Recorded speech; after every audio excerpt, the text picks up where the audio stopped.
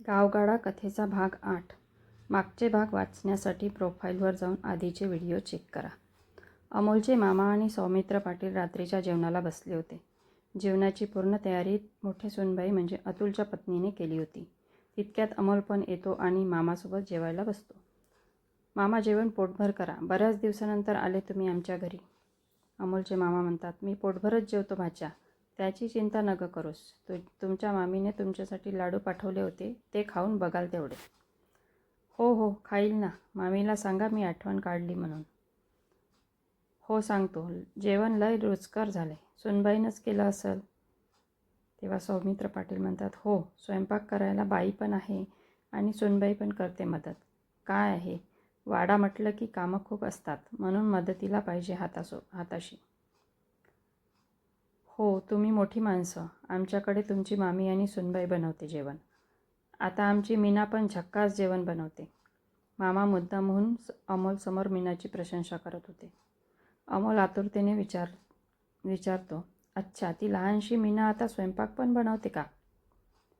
लहान कशाची, 18 वर्षाची झाली आहे. तुमच्या परीस 8-9 वर्षांनीच लहान आहे मीना. हो मामा, बरोबर आहे. चला, माझं जेवण आटोपलं, मी आराम करतो. उद्या पहाटेच निघीन गावाकडं. मामा, कशाला घाई करता? मी सोडून देऊ का? नाही, कशाला त्रास, मी जाईन आपला.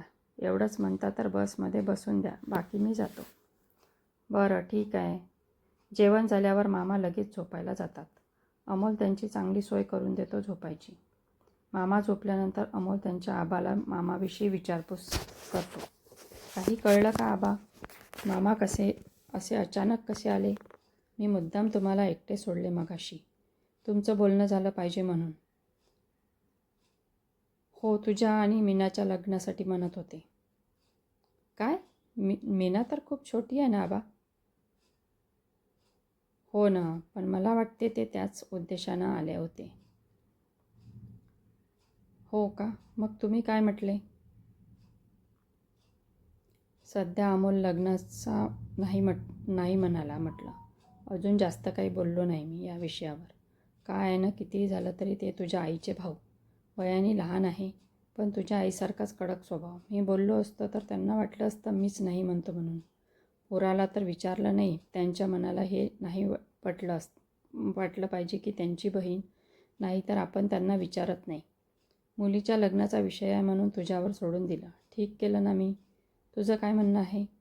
बरं केलं आबा तुम्ही. मीना छान मुलगी आहे. तिला साजेसा मुलगा बघू. चला आबा, मी पण झोपायला जातो. उद्या अजून निवडणुकीची तयारी करायची आहे. मामाला पण सोडून द्यायचे आहे. हो, जा तू झोपायला. इकडे गुणवंता रमासोबत निवडणुकीविषयी बोलत असतो. रमा, अमोलदादा संगच होते का तुम्ही आज दिवसभर? हो ना, आता निवडणूक होतपर्यंत मी थोडा वेळच शेताकडे जात जाईन. तू थोडा वेळ जात जा. म्हणजे मी दुकानाकडे पण बघायचं आणि शेतावर पण जायचं का? शेवटी मला वाटलंच असं होईन म्हणून. अगं, काही दिवसाचीच गोष्ट आहे. मग मी तर करतो ना समजा. मला माहीत आहे तुला लेकरं आणि घराचं पण बघा लागते. पण थोडे दिवस. हो का? बघन म्या काय होते तर. जसं बोललं तसं केलं पण पाहिजे माणसानं. गुणवंता रमाकडे बघून किंचित हसतो. अमोलकडे दुसऱ्याच दिवशी सकाळी अमोलचे मामा गावाकडे जायची तयारी करतात. अमोल त्यांना बसमध्ये बसून देतो. अमोल नंतर गुणवंता रामरावला घेऊन गावात काही ठिकाणी फिरतो आणि संध्याकाळीच गुणवंताकडे एक मीटिंग घेतो. मीटिंगमध्ये 4-5 जणांनाच बोलवतो. अमोल गुणवंताकडे बसलेला असतो तितक्यात रामराव पण तिथे येते. अमोल म्हणतो, गुणवंता भाऊ, अजून काय कुणाला बोलवले आहे आज मीटिंगला? अजून 2-3 जणं येणार आहेत गावातले, ते बघा आलेत. आपण मीटिंग सुरू करू. अमोल सगळे बसल्यावर बोलायला सुरुवात करतो. परवा मतदान आहे. आता गावात कुठेही काही प्रचार करायची गरज नाही. करायचा तेवढा पुरे झाला. आता बाकीचे वेळेवर लोक जे करतील ते करतीलच. हो अमोलदादा, बरोबर बोललाय तुम्ही. बाबू मोरकेची काही खबर? हो, त्याचा तर प्रचार जोरात सुरू आहे असं ऐकलं म्या. बापाच्या ओळखीचा पुरेपूर फायदा घेत आहे तो. हो, ते तर घेईलच. शेवटी त्याचे वडील इतके दिवस सरपंच राहिले आहे. पण मला त्या दिवशी आपण त्यांना भेटायला गेलो तेव्हा असे जाणवले त्यांच्या बोलण्यातून की त्यांची इच्छा नव्हती बाबूने उभं राहावं. गुणवंता म्हणतो, हे तर अंदरची गोष्ट आहे, मी बी ऐकलं. काय ऐकले तू गुणवंता भाऊ? हेच की मोरके पाटलांना त्याच्याबद्दल प्रचार नाही केला म्हणून बाबू घरी वाद घातला म्हणे. त्यांच्यासोबत की बाप असून त्याच्या बाजूनं उभं नाही आहेत. या बाबूमुळे मोरके पाटलाला एक दिवस मान खाली घालावं लागेल असे दिसते. पण तो बाबू खूप उर्मट आहे बोलायला. त्याला कसं समजावावं असा तो त्यांचा घरगुती विषय आहे. आपण नको लक्ष द्यायला. इकडे बाबू त्याच्या 4-5 मित्रासोबत बसला होता. सौमित्र पाटलाचा अमोल आणि गुणवंत आले होते माझ्या घरला रामरावले सोबत घेऊन. मला म्हणत होते असंच आलो म्हणून आबाला भेटाले. जसं मला समजत नाही तो माझ्या आबाचं मत बदलायला आला होता. बाबू त्याच्या मित्रासोबत बोलत होता. हो येऊ दे, त्याचा कशाला एवढा विचार करायचा. पुढं काय करायचं याचा विचार कर. काय होणार ते तर 2-4 दिवसात समजणच. घरी आबासोबत याच विषयावर तोंड वाजलं होतं काल. उगाच माझ्यासमोर लहान भावंडाची कौतुक करते. मला तर मूर्ख बनवून ठेवलं आहे घरात. माझी बायको पण आनंदी पण त्यांचं समर्थन करते. मी निवडून नाही आलो तर सांगतो एकेकाला. तूच येणार आहेस निवडून, बाबूचा मित्र म्हणतो. संध्याकाळच्या वेळात मित्रांसोबत गप्पा झाल्यावर बाबू घरी येतो. मोरके पाटील बैठकीतच बसले असतात. झालं का गाव फिरून? ही वेळ आहे का घरला यायची? अशी कोणती वेळ झाली? 10 तर वाजले. तुम्हाला मला बोलायची संधीच पाहिजे असते का आबा? कालच इतकं तोंड वाजलं, आता मतदान होईपर्यंत काय बोलू नका आणि तुमच्या त्या लाडक्या सुनेला बी सांगून ठेवा काय बोलायचं नाही म्हणून मला. असं ऐका, जा घरात. ही आनंदी थांबली आहे जेवण करायची. बाबू अंदर जातो तर आनंदी त्याची वाटच बघत असते. ती त्याला जेवण देते ना स्वतःसाठी पण जेवण घेते. तुला कोणी सांगितलं माझ्यासाठी थांबायला जेवण करायला? तू आपली जेवण घेऊन घेत जा. आई वाट बघायची गरज नाही. आनंदी चूप राहून जेवण करते. बाबूसोबत ती काय बोलत नाही. ती मनात ठरवते निवडणूक होतपर्यंत याच्यासोबत काहीच बोलायचं नाही. दुसऱ्या दिवशी बाबू घरातून कुठे बाहेर जात नाही. दिवसभर घरातच असतो. मोरके पाटलालाही काही समजत नाही. हा आज घरात कसा काय? आज कुठं जायचं नाही वाटते. तुला घरात इतका वेळ बघायची सवय नाही म्हणून विचारलं. घ्या आता. घरात राहिलं तर अडचण, नाही राहिलं तर बोंबला. काय करावं माणसानी? सरपंच पदासाठी असलेली निवडणूक चांगलीच रंगात येते. गावकऱ्यांनाही ग्रामपंचायतच्या निवडणुकीचे वेध लागले होते. महत्त्वाचे म्हणजे ग्रामपंचायतची निवडणूक ग्रामीण भागातील लोकांसाठी उत्सवापेक्षा कमी नसते. या निवडणुकीत सरपंच निवड असल्याने अनेकांना धाक आणि उत्सुकता वाटली ही नक्की कोण सरपंच बनेल. ग्रामपंचायतची निवडणूक संपल्यानंतर पुढील काही महिन्यात जिल्हा परिषद, पंचायत समिती, विधानसभा यांच्या निवडणुका असल्यामुळे त्या निवडणुका लढण्यास जे इच्छुक आहेत त्यांनी पण तयारी सुरू केलेल्या होत्या. आतापर्यंत शिरवा गावात काय काय सोयी झाल्या हे सर्वांनाच माहिती असते. पण अमोलनेही ही ग्रामपंचायतची निवडणूक लढल्यानंतर गावात काय काय नवीन योजना येतील याबद्दलची कच्ची रूपरेषा गावकऱ्यांसमोर आधीच मांडलेली होती. तरी सामान्य मतदारांची किमान अपेक्षा तरी अमोलदादा पूर्ण करेल अशी अपेक्षा होती. या निवडणुकीच्या काळामध्ये आधीच्या काळामध्ये जे काही रखडलेले कामे होती ती आता पुन्हा सुरू झाल्याची चित्र दिसत होती. मोरके पाटलांच्या बाबूने तर गावातील काही लोकांना हाताशी घेऊन घरकुले, आरोग्य योजना, केंद्र, नळ योजना, खेळण्यासाठी मैदाने, सार्वजनिक मलमूत्र विसर्जन योजना अशी न केलेली कामे देखील दाखवण्याचा प्रयत्न केला. मोरके पाटलांचा बाबू उभा असल्यामुळे जरी मोरके पाटलांनी त्याला उभे केले नाही तरीही बाबूचा एक गट आणि अमोलचा एक गट असे 2 गट अमोरासमोर होते.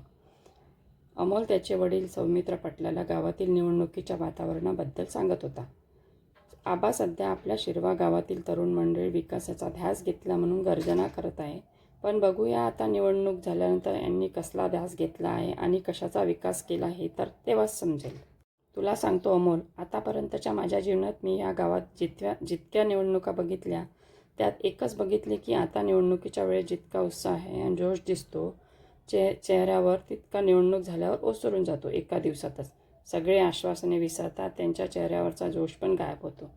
ध्यास आणि विकासाच्या गोष्टी फक्त पेपरपुरत्याच मर्यादित राहतात. नेते मंडळीच्या सत्रांच्या उचलणे आणि त्याच्या मागे मागे फिरणे एवढेच काय ते यांना माहिती असते. हो ना आबा, हीच शोकांतिका आहे. गावातील तरुण नुसता सुशिक्षित असून चालत नाही, तो सुज्ञी असावा लागतो. त्याच्या वाईटाची आणि जाणीव हीच खरी सुशिक्षितांची परिभाषा आहे. एकदम खरे बोलला तू. नोकरी मिळवण्यासाठी झाला आहे आणि ग्राम प्रशिक्षणाचा म्हणजे तळीरामाचा उत्सव झाला आहे. निवडणुकीचं निमित्त साधून हे आपल्या सोयी बघतात. हो ना, आपण आपल्याकडून जितके प्रयत्न करायचे होते ते केले. पण आबा, गावात अजूनही गल्लीबोळ्यात झुंडीने उभे राहून प्रलोभन देण्याचे काम सुरू आहे. याला काय म्हणावं? चौकाचौकात मतदारांच्या गप्पांचा फण रंगत आहे. मतदारांना आकर्षित करण्याचा प्रयत्न लढवला जात आहे. वाडा, नातेवाईक, भाऊबंधकी यांच्या बैठकी करूनच उमेदवार किती चांगला आहे हे सांगत आहे. पण मी गुणवंताला सांगून ठेवले, यातले काहीही करून वेळ फुकट घालवायचा नाही. हे ठीक केले तू. बघूया शिरवा गावातील मतदार किती सुज्ञ आहे ते. ग्रामपंचायत कोणते काम करते याचे साधे ज्ञान नसणारे उमेदवारही रिंगणात उभे आहेत. हेच उमेदवार मतदारांना अंडे मटणाची जेवणाची मोफत देत आहे. अशा पद्धतीने निवडणूक लढून काय साध्य होणार आहे? त्यांनाच माहिती, जे लोक हे काम करतात. निवडणूक तापायला सुरुवात झाली होती. रात्री अपरात्री उमेदवार प्रचार करत होते. कधी घरी न येणारे उमेदवार घरी जाऊन भेटी घेत होते. आम्ही तुमची प्रत्येक समस्या सोडवू असे आश्वासन देत होती. फक्त शिरवा गावातच नाही तर आजूबाजूच्या गावातही हीच परिस्थिती होती. सगळीकडे हेच वातावरण होते. प्रत्येकाला निरनिराळ्या आयडिया लावून प्रचार करत होते. निवडणुकीच्या स्पर्धेत भाऊभावाचा विरोधात सुद्धा जात होता. इकडे मोरके पाटलाकडे बाबू वडिलांच्या विरोधात होता. निवडणूक म्हटली की अटीतटीचा डाव आणि गावगाड्याच्या निवडणुका तर जवळपास वेगळ्याच असतात. आजचा दिवस कसा तरी निघाला होता. आता बस उद्याचा दिवस संपायची वाट होती. दुसरा दिवस उगवतो. आज पण बाबू घरीच असतात, पण कार्यकर्ते सगळीकडे असते. बाबूला वेळेवर खबर पण करत असतात. कोणाला कसा लोभ द्यायचा, कोणत्या गोष्टी दिल्याने कोण कसा खुश राहील, या गोष्टीवर जास्त भर असतो. आजचा दिवस संपायची वाट असते. सर्वांनाच भीती वाटत असते. उद्या मतदानाचा दिवस कसा जाणार, चिंता प्रत्येक उमेदवारासोबत बाबू आणि अमोललाही असते. अमोलला बरोबर माहीत असते, जर या गावाचा विकास झाला पाहिजे असेल तर गुणवंतासारखा साधा आणि होतकरू माणूसच सरपंच होणे गरजेचे आहे. म्हणून अमोलने या निवडणुकीत आटोकाट प्रयत्न केले होते. हळूहळू आजचा दिवस पण संपायला आला होता. फक्त रात्र बाकी होती. बाबूला तर मुळीच, आणि त्यांनी शपथ घेतली होती की सरपंच होण्याची. या एका मतदान होण्याच्या आदल्या दिवशीच रात्री बाबूने काही कार्यकर्त्यांना कामाला लावले.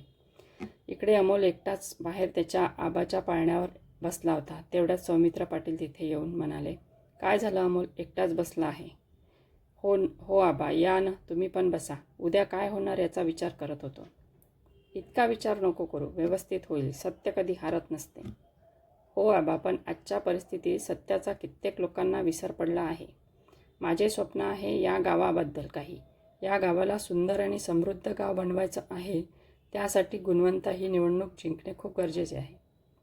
असे जरी असले तरी सरपंच असणे म्हणजेच काही सर्व नाही. आपल्या मनात समाजासाठी काही करायची इच्छा असली तर ही आपण कशीही करू शकतो. कुठल्याही पदाची गरज नाही. बरं आबा, उद्या लवकर तयार राहाल. सकाळी मी घेऊन जाईल तुम्हाला मतदानासाठी. अतुलदादा आणि वहिनीला पण सांगून द्याल. त्याच्यासोबत पाहिजे तसं बोलणं होत नाही. त्याचं काम बरं ना, तो बरोबर बाहेर कुठेही फिरत नाही. तो ड्युटी आणि घर एवढंच विश्व आहे अतुलचं. असो, प्रत्येकाचा जीवन जगण्याचा दृष्टिकोन वेगवेगळा असू शकतो. आपली काही जबरदस्ती नाही. हो, त्याच्यासाठी बरोबर आहे ते. पण आबा, त्याला उद्या मतदान करायला नक्की सांगा. मतदान करणे हा प्रत्येक नागरिकाचा प्रथम हक्क आहे. हो सांगेल. जा तू आता झोप. उद्याचं उद्या बघू. हो, तुम्ही पण झोपा. आपल्या रूममध्ये झोपायला जातो अमोल. पण उद्या का होईल याची धाकधूक लागून राहते त्याच्या मनाला. इकडे बाबू घरच्यांना दाखवण्यासाठी तर घरातच असतो 2 दिवसापासून, पण त्याच्याजवळचे अजूनही मतदानासाठी छुपे प्रयत्न करतच असतात. गावात आता सगळीकडे सामसूम असते. सर्वांचे डोळे दुसऱ्या दिवशी होणाऱ्या मतदानावर असते. उर्वरित कथेचा भाग समोरच्या भागात वाचायला मिळेल. कथा आवडल्यास सबस्क्राईब करा आणि लाईक करा.